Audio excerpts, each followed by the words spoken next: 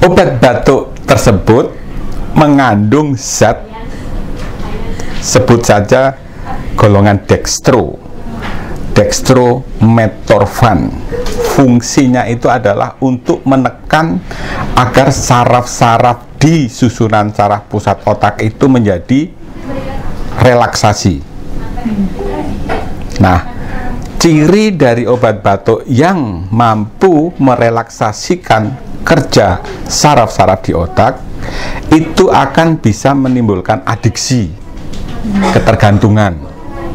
Sama halnya dengan narkotika-narkotika lain yang mampu mempengaruhi kerja saraf otak sehingga menjadi relaksasi atau orang menjadi lebih nyaman, lebih bisa menekan batuk, karena batuk itu kan respon ada sesuatu yang ingin dikeluarkan dari tubuh dan itu yang mengendalikan adalah saraf. Jadi kerja dari dextrometorphan itu adalah menekan saraf itu juga tidak terlalu sensitif dengan zat yang akan dikeluarkan dari tubuhnya itu.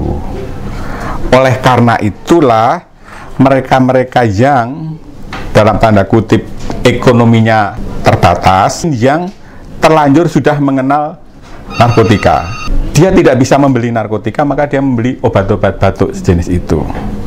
Oleh karena itulah, untuk mendapatkan efek yang sama atau menyerupai dengan zat narkotika yang pernah mereka konsumsi, maka mereka menggunakan dengan cara overdosis. Kalau ketentuan aturan obat dari dokter mungkin 3 kali 1 hari, tetapi dia satu kali pakai mungkin 10 saset atau 25 saset gitu. Karena untuk mendapatkan efek dari dextronya itu sedemikian kuat pada tubuhnya, sama seperti ketika dia menikmati narkotika. Saya tidak tahu bagaimana mereka mengenalnya hal itu, tetapi di kalangan golongan masyarakat bawah merasakan lebih santai, lebih tenang, lebih dengan cara mengkonsumsi itu. Nah, sensasi, rasa tenang, rasa nyaman dan seterusnya itu menjadikan dia adiksi. Dia ingin mengulang terus itu.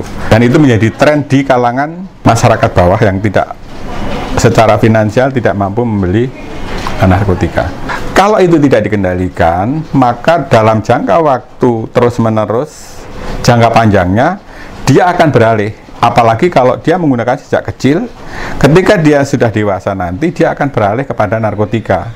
Nah, menjadi tugas BNN lah untuk memotong itu, memutus itu, supaya tidak berkelanjutan, dia akan menjadi pengguna narkoba di usia dewasanya.